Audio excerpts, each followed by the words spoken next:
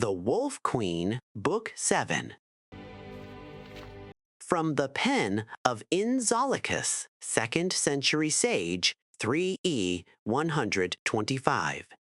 The exact date of the Empress Quintira Septim II's execution in the tower at Glenpoint Castle is open to some speculation. Some believe she was slain shortly after her imprisonment in the 125th year, while others maintain that she was likely kept alive as a hostage until shortly before her uncle Sepphoris, king of Gilane, reconquered Western High Rock in the summer of the 125th year. The certainty of Quintira's demise rallied many against the Wolf Queen Potema and her son, who had been crowned Emperor Uriel Septim III 4 years previously when he invaded the underguarded imperial city. Sepphoris concentrated his army on the war in High Rock, while his brother Magnus, king of Lilmoth, brought his Argonian troops through loyal Morrowind and into Skyrim to fight in Potema's home province. The Reptilian troops fought well in the summer months, but during the winter, they retired south to regroup and attack again when the weather was warm. At this stalemate, the war lasted out 2 more years. Also, in the 125th year, Magnus's wife Helena gave birth to their first child, a boy who they named Pelagius, after the emperor who fathered Magnus, Sepphoris, the late Emperor Antiochus, and the dread Wolf Queen of Solitude. 3e 127.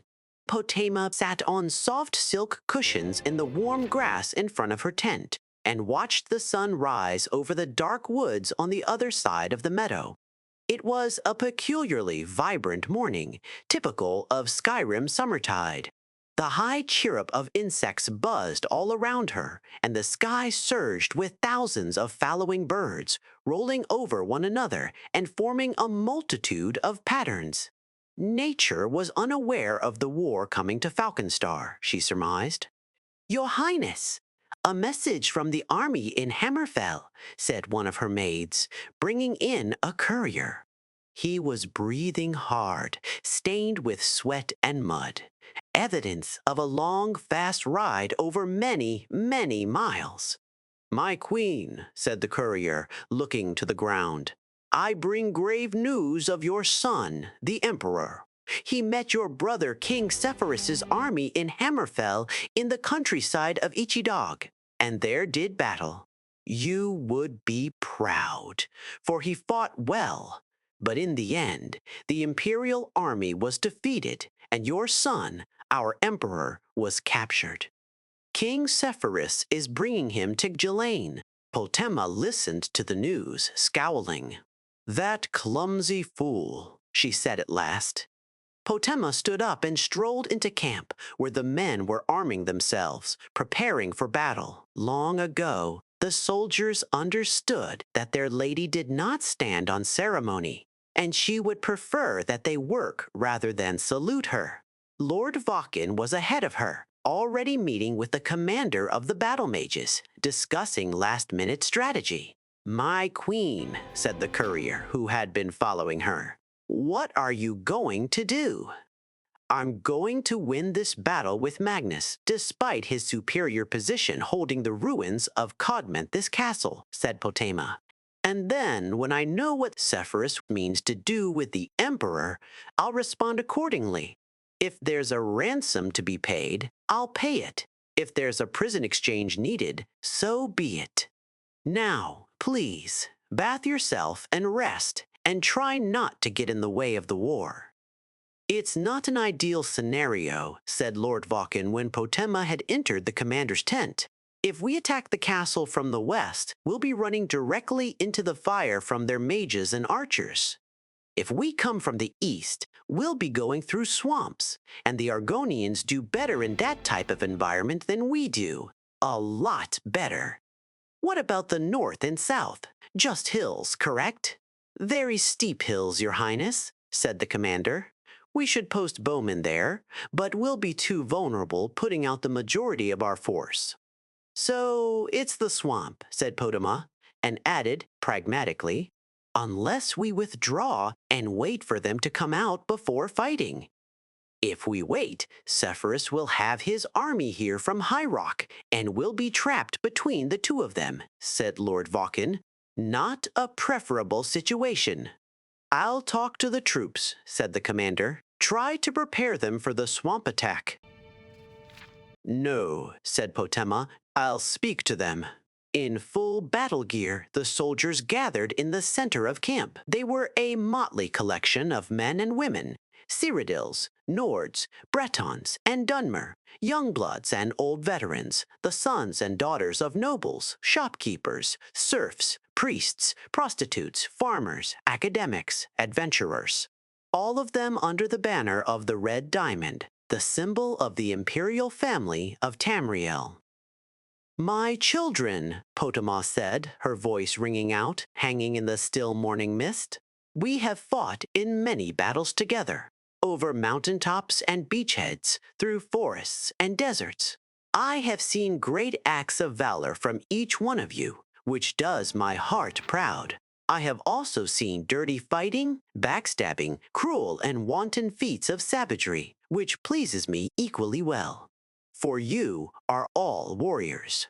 Warming to her theme, Potema walked the line from soldier to soldier, looking each one in the eye. "War is in your blood, in your brain, in your muscles, in everything you think and everything you do. When this war is over, when the forces are vanquished that seek to deny the throne to the true emperor, Uriel Septim III, you may cease to be warriors. You may choose to return to your lives before the war, to your farms and your cities, and show off your scars and tell tales of the deeds you did this day to your wondering neighbors.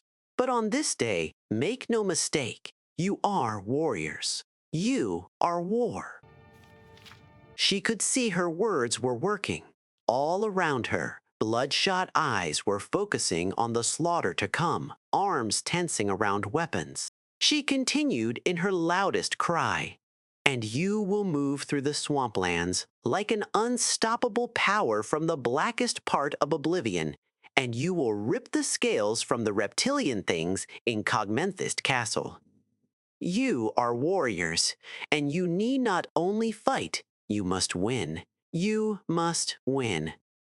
The soldiers roared in response, shocking the birds from the trees all around the camp.